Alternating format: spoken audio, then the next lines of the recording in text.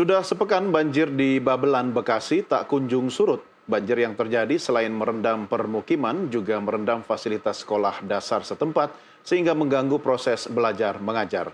Para siswa pun terpaksa belajar di tengah banjir yang melanda. Banjir masih merendam Sekolah Dasar Negeri 04 Buni Bakti, Babelan, Kabupaten Bekasi, Jawa Barat. Air merendam akses masuk sekolah, halaman sekolah hingga sebagian kelas. Hingga hari ke-7, ketinggian banjir masih bervariasi antara 20 hingga 30 cm. Banjir yang terjadi berdampak terganggunya proses belajar mengajar. Pada Senin pagi, sejumlah siswa yang mulai beraktivitas terpaksa belajar di tengah kondisi banjir. Saat proses belajar mengajar, para siswa terpaksa dialihkan ke ruangan guru dan ruang perpustakaan sekolah yang tidak tergenang banjir.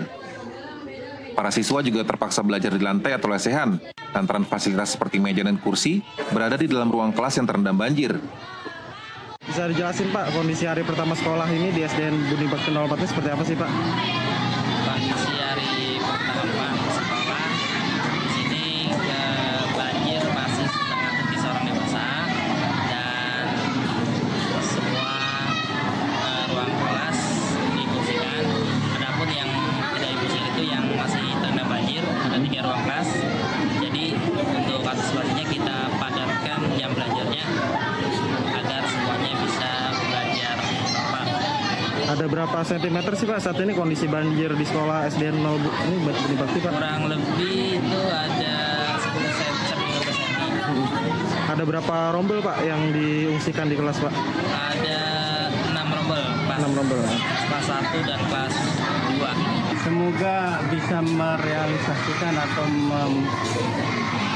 melakukan pembangunan untuk sekolah kami.